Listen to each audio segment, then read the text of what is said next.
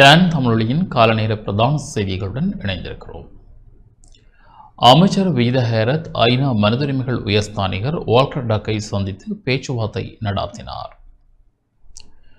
ஜெனீவாவில் நடைபெற்று வரும் ஐக்கிய நாடுகள் மனிதுரிமைகள் பேரவையின் 60வது அமர்வில் பங்கேற்றுள்ள அமைச்சர் விஜித ஹேரத் ஐநா மனித உரிமைகள் உயர்ஸ்தானிகர் வால்கர் டக்கை சந்தித்து பேச்சுவார்த்தை நடாத்தினார்.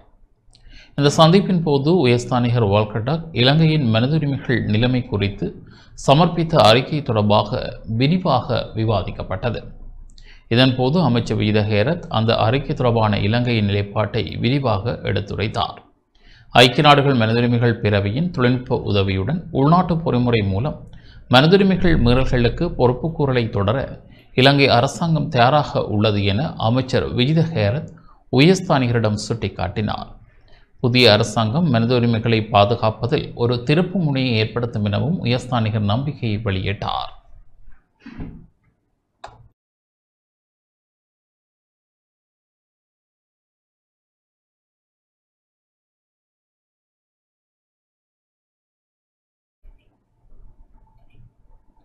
வவுனியா தலைமை போலீஸ் நிலைய பொறுப்பதிகாரிக்கு இடமாற்றம் வழங்கப்பட்டுள்ளது. வவுனியா தலைமை போலீஸ் நிலைய பொறுப்பதிகாரி ஜெயக்கொடி குருநாகல் மாவட்டத்துக்கு இடமாற்றம் செய்யப்பட்டுள்ளார்.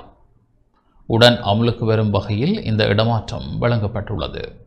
அந்த வகையில் வவுனியா தலைமை போலீஸ் நிலைய பொறுப்பதிகாரியாக கடமையாற்றி வரும் ஜெயக்கொடிக்கு குருநாகல் மாவட்டத்துக்கு இடமாற்றம் வழங்கப்பட்டுள்ளது.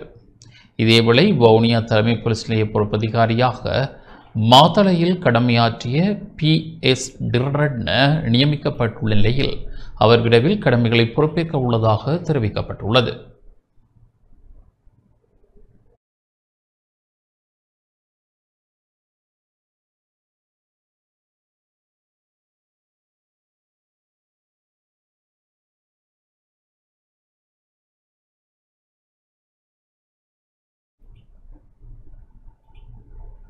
யாழ்ப்பாணம் ஆவரங்கால் பகுதியில் இடம்பெற்ற விபத்தில் ஒருவர் படுகாயமடைந்துள்ளார்.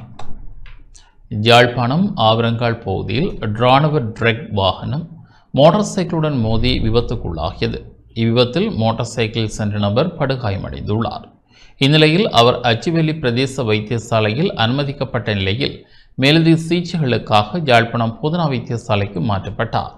சம்பவம் குறித்து மேலதிக விசாரணைகளை அச்சுவேலி போலீசார் முன்னெடுத்துள்ளனர்.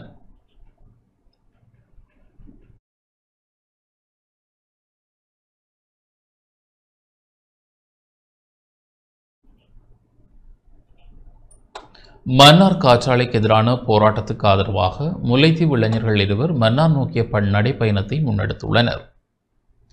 மன்னாரில் முன்னெடுக்கப்படும் காற்றாலை மற்றும் கனியமணல் அகழ்வுக்கு எதிரான போராட்டத்துக்கு ஆதரவாக முல்லைத்தீவு மாவட்டத்தில் இருந்து 2 இளைஞர்கள் நேற்று முள்ளிவாய்க்கால் பகுதியிலிருந்து மன்னார் நோக்கிய நடைப்பயணத்தை முன்னெடுத்துள்ளனர். அந்த வகையில் நேற்று மாலை கிளிநொச்சியை வந்தடைந்தனர். இதன்போது வீதியோரங்களில் உள்ள வர்த்தக நிலையங்கள் மற்றும் மக்களுக்கு துண்டு பிரசுரங்களை வழங்கி வருகின்றனர். மன்னார் தீவினுடைய காற்றாலையானது மன்னார் மக்களுக்கு ஆபத்தான எதிரான ஒரு நிலைமை காணப்படுகின்றதனால் நாங்கள் எங்களுடைய மாவட்டத்திலிருந்து இன்னொரு மாவட்டத்திற்கு கரம் கொடுக்கின்ற முகமாகவும் எங்களுடைய தன்னார்வ இளைஞர்களாக நாங்கள் இந்த போராட்டத்தினை தொடங்கி நிற்கின்றோம். நாங்கள் முல்லைத்தீவு மண்ணிலிருந்து மன்னார் நோக்கிய ஒரு பயணத்தை மேற்கொண்டிருக்கிறோம். மன்னாரில் நடைபெறுகிற இந்த காற்றாலை அபிவிருத்தி திட்டமானது மக்களுடைய வாழ்வாதாரத்தை அளிக்கிற விதமாக காணப்படுகிறதால அங்கே மக்கள் ஒரு ஆர்ப்பாட்டம் செஞ்சு கொண்டிருக்கிறாங்க. அதால் அவங்களுக்கு நாங்கள் வலிச்சு இருக்கிற விதமாக முல்லைத்தீவு மண்ணில் இருந்து அவங்களுக்கு எங்களுடைய ஆதரவு குரலை கொடுக்கும் முகமாக இங்கே நடைபயணம் செஞ்சு கொண்டிருக்கிறோம். கனியமண் மன்னார் மண்ணில் பேசால வடகடல் கிழக்கு கடல் பகுதிகளில் நிறைய கனியமண் காணப்படுது. எதிர்காலத்தில் இந்த அதானி குடும்பங்கள் அபிவிருத்தி திட்டம் துணை கொண்டு வளக்கொள்ளையை செய்து கொண்டிருக்கிறார்கள். அதே ஒரு விதத்தை இங்கேயும் செய்வார்கள் இருந்தால் மக்களுடைய வாழ்வாதாரம் பாதிக்கப்பட்ட மாதிரி இன்னும் அதிகமாக அந்த பாதிப்பு ஏற்படும். வாழ்வாதார பாதிப்பையும் தாண்டி இவருடைய கரையோர பாதுகாப்பு இல்லாமல் போயிடும். எங்களுடைய வளங்கள் வெளிநாடுகளுக்கு சுரண்டப்படும். கடல்வாழ் உயிரினங்களும் இதுல பாதிப்படையுது. சுற்றுலாத்துறையும் இங்கே பாதிப்படையக்கூடியதாக இருக்கிறது.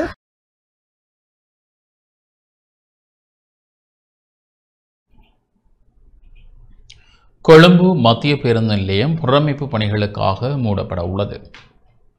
கொழும்பு மத்திய பேருந்து நிலையம் புனரமைப்பு பணிகளுக்காக இன்று முதல் 10 மாதங்களுக்கு மூடப்படும் என இலங்கை போக்குவரத்து சபை அறிவித்துள்ளது.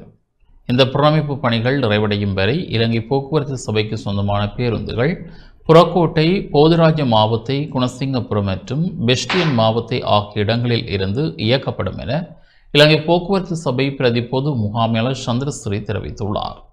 விமானப்படையினரால் இந்த புனரமைப்பு பணிகள் முன்னெடுக்கப்பட உள்ளன.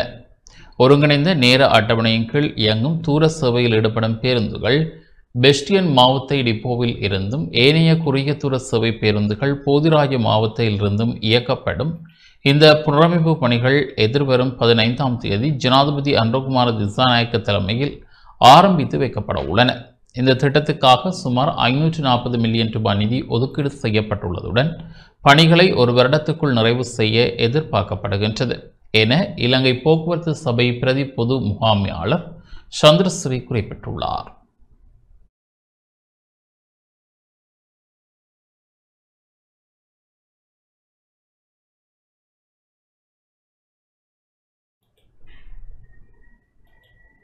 சபோஸ்கந்த எண்ணெய் சுத்திகரிப்பு நிலையத்தில் நேற்று மதியம் தீ விபத்து ஏற்பட்டது.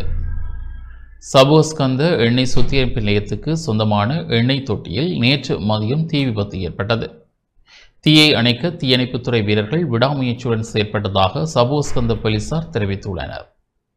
எரிபொருள் இல்லாமல் இருந்த எண்ணெய் தொட்டியில் பழுது பார்க்கும் பணியின் போது தீ விபத்து ஏற்பட்டது. தீயை கட்டுப்படுத்த கொலனாவை மற்றும் கொழும்பில் இருந்து தீயணைப்பு வாகனங்கள் வரவழைக்கப்பட்டன.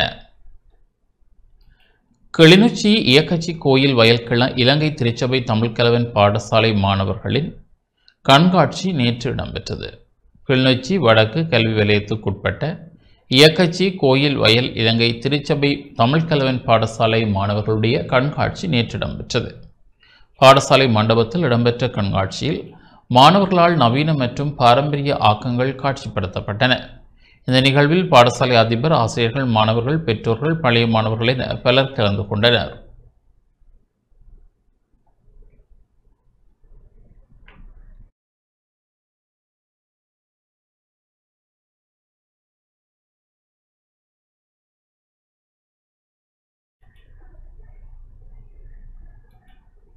இத்துடன் இந்த செய்திகள் நிறைவு பெறுகின்றன. தொடர்ந்து நமது நிகழ்ச்சிகளுடன் இணைந்திருங்கள். வணக்கம்.